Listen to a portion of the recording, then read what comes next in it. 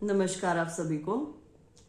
Assistant professor college cadre की भर्तियां निकली थी। एडवर्टीजमेंट 2019 8 मार्च 2019 को ये विज्ञापित हुई थी और इसमें शुरुआत में रिटर्न के आधार पर था सब कुछ, लेकिन अंत में सिलेक्शन क्राइटेरिया बदल दिया गया। 50% रखा लिखित के आधार पर, 50% इन्होंने अलग रख दिया, जिसमें 37.5 अंक किस चीज के दिए गए ये आज तक किसी को बताया ही नहीं गया। 12.5 अंक का इन्होंने इंटरव्यू रखा, 37.5 का इन्होंने बाइफर्केशन दिया ही नहीं।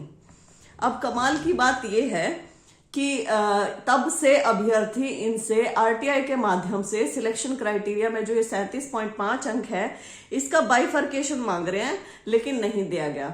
अब आरटीआई में आप 7 जुलाई 2020 की आरटीआई में पढ़ूंगी, जहां इन्होंने पूछा, एक अभ्यर्थी ने, please provide the detail of overall division of marks in the selection criteria. जहां जवाब दिया है एचपीएससी ने, जवाब सुनिए, विज्ञापन संख्या 1/2019 में विज्ञापित सहायक प्रोफेसर कॉलेज कैडर के पदों की सीधी भर्ती प्रक्रिया अभी प्रक्रियाधीन है। सभी विषयों की भर्ती प्रक्रिया पूर्ण होने उपरांत मापदंड की प्रति आयोग की वेबसाइट पर उपलब्ध करवा दी जाएगी। ये 7 जुलाई 2020 की आरटीआई का जवाब है। अब आरटीआई लगाई गई 27 जनवरी 2022 को, जिसका जवाब रिसीव हुआ है थोड़े समय पहले, जिसमें क्वेश्चन पूछा गया, kindly provide me the certified copy of the detailed criteria of selection for assistant professor college cadre, advertisement number 1/2019 dated 8/3/2019। Please provide the detailed bifurcation of 37.5 marks of academic qualification, personal achievement of the candidate. यहां HPSC का जवाब पढ़ना चाहूंगी मैं। विज्ञापन संख्या 1/2019 सहायक professor college cadre के पदों की भर्ती प्रक्रिया अभी प्रक्रियाधीन है, अतः उक्त बिंदु पर मांगी गई सूचना अभी उपलब्ध नहीं करवाई जा सकती।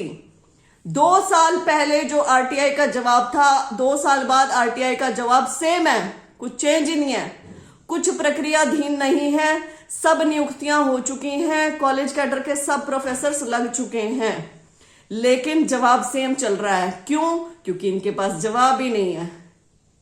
क्योंकि जो ये 37.5 मार्क्स ये दिए गए, पर्सनल अचीवमेंट का नाम लेके, एकेडमिक क्वालिफिकेशन का नाम लेके, ये इन्होंने कैसे दिया इन्हें खुद नहीं पता है।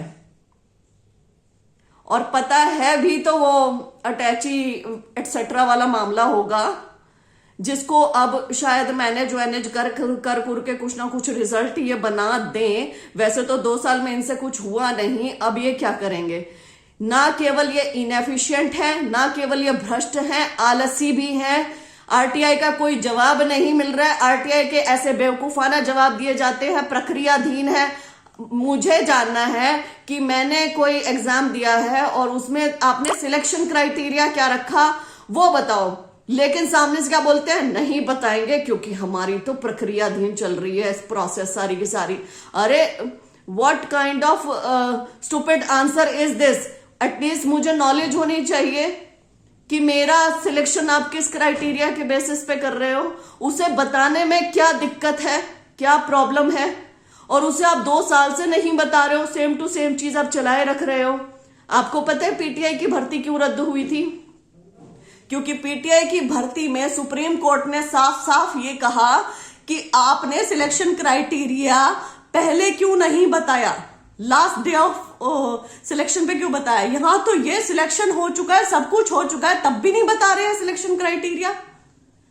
सेम इन्होंने नायब तहसीलदार में किया, उसका चलो फिर भी थोड़ा आइडिया लग गया, लेकिन इसका असिस्टेंट प्रोफेसर का कौन बताएगा? कहां है आपकी वेबसाइट पे अवेलेबल? क्यों नहीं बता रहे हो? फिर दोषारोपण किस बात का? ये सारी बड़ी गंभीर चीजें हैं। अभ्यर्थियों को ये नहीं पता कि आप सिलेक्शन किस बेसिस पे कर रहे हो, और आप सिलेक्शन किस बेसिस पे कर रहे हो वो बताने से मना कर रहे हो। क्या मतलब है ये एचपीएससी के जवाब हैं। 2020 में क्या जवाब था, 2022 में क्या जवाब था, सेम जवाब है। सब कुछ होने के बाद भी सब कुछ डाटा ऑनलाइन पब्लिक डोमेन में डाल रही हूं। सरकार, अफसर, अधिकारी सब सुन रहे हैं, सब जानते हैं। इसके बावजूद भी यदि चीजें ठीक नहीं होती हैं तो इच्छा शक्ति में ही कमी है और किसी चीज में नहीं है। बहुत बहुत धन्यवाद।